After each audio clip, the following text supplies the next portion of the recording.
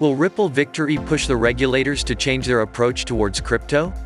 Will Brad Garlinghouse utilize the cryptocurrency XRP to get around Russian sanctions? And is China on its way to dethroning the United States dollar as the world reserve currency? Stay tuned till the end of the video to find out. Welcome back XRP Army.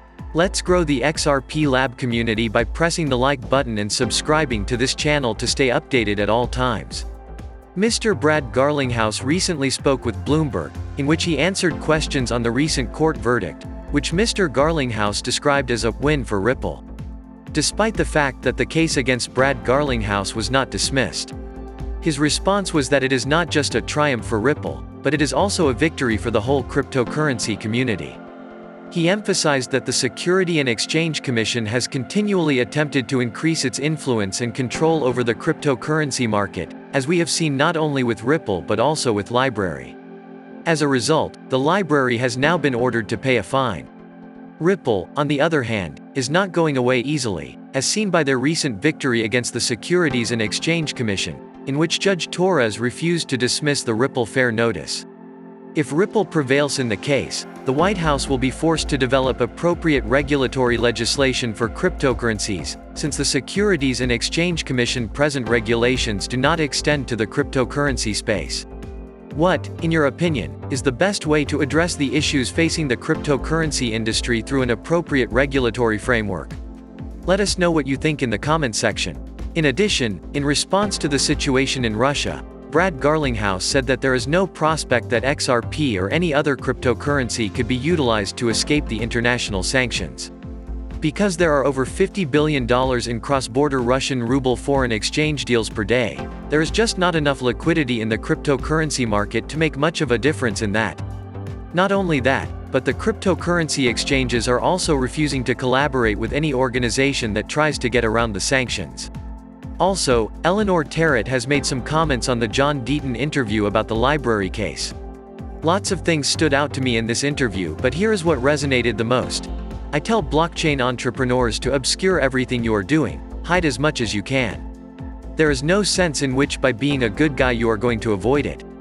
It is crazy to me that this is the kind of sentiment the Securities and Exchange Commission has fostered among blockchain entrepreneurs. That even if you play by the rules you are still going to get dinged because there actually are no rules. This is certainly a case to pay attention to. Because we now have a government that operates almost like a dictatorship, almost as if they do not want innovation in the United States of America, almost as if they want to control everything that is done and everything you do. To prevent our country from being the best it can be, and to prevent it from becoming the global leader in innovation in other areas.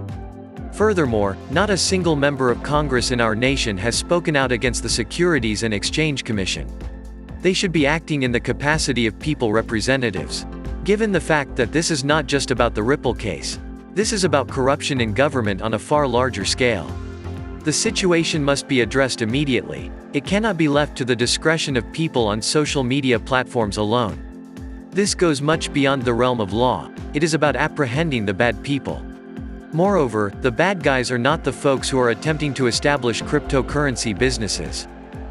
Then we have this from James Phelan. The Securities and Exchange Commission files letter claiming Judge Torres' ruling on the motions to dismiss makes the Commission internal documents, including the Hinman emails and the Estabrook notes, irrelevant and that the Securities and Exchange Commission should not have to disclose them. Ripple will get an opportunity to respond. Magistrate Judge Ned Byrne will not decide either motion without hearing from the defendants. So, the Securities and Exchange Commission has performed yet another 180-degree shift. According to the Securities and Exchange Commission statement 3 weeks ago, the Estabrook notes were only significant if Garlinghouse's request to dismiss was upheld in its entirety. In response, the Securities and Exchange Commission asserts that the Estabrook notes are no longer relevant since the motion to dismiss was refused. They are deliberately delaying the case because they do not want to admit that they have no animosity toward Ripple. So they have written in the document that, second, Garlinghouse's sole argument as to why the notes are relevant is based on the scienter-based claim against him, which is the subject of an outstanding motion to dismiss. Since it is not yet clear if the scienter-based claim against Garlinghouse will proceed, and, if it does, Garlinghouse will be able to take discovery on that claim, the court should not pierce the DPP at this time based on the purported relevance of the notes. It is just overwhelming for a normal person. John Deaton perfectly describes the Security and Exchange Commission attorneys as transactional with their arguments. He says in a tweet that, the Security and Exchange Commission attorneys are transactional with their arguments. Each argument is a new one and nothing they have argued before is relevant. I have never seen so many inconsistent arguments in a single case. That, in a nutshell, describes the Security and Exchange Commission. They are driven by a desire for power and do not want anybody in their way. What do you think? Furthermore, the supremacy of the US dollar may suffer a significant setback.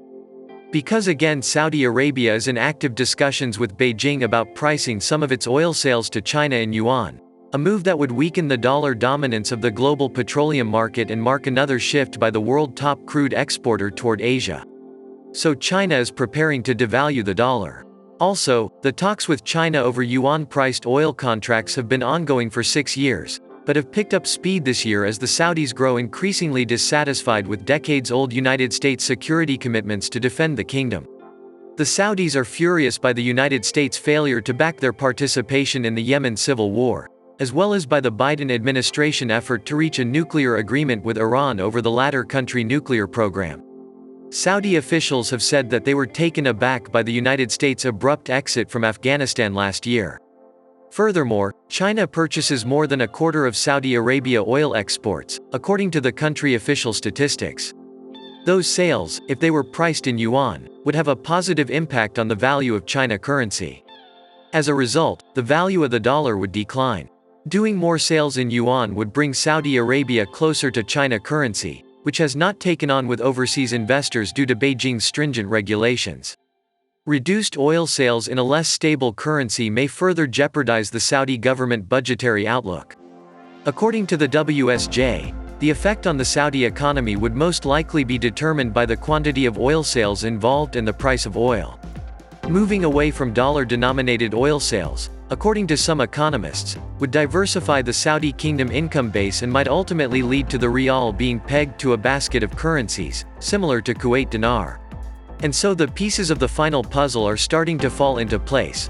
Russia is depriving the Western world of much-needed resources, driving commodity prices ever higher, while its silent partner China quietly picks up the monetary pieces and takes advantage of the Western scramble to secure resources at all costs, approaching all those other, non-Western, former petrodollar clients, who are also rich in other resources to offer them a new product, the yuan, which Beijing is now actively and aggressively pushing to dethrone the dollar as the world reserve currency. Well, share your thoughts in the comments down below. Make sure to subscribe and give us a thumbs up. Thank you so much for watching. See you in the next video. Kindly note that the prices of cryptocurrencies frequently change, so by the time you watch this video, it might have changed to a whole new value. The information provided in this video does not constitute investment advice, financial advice, trading advice, or any other sort of advice, and you should not treat any of the content as such. The content in this video is for educational purposes only and hence should not be considered financial advice. Do conduct your due diligence and consult your financial advisor before making any investment decisions.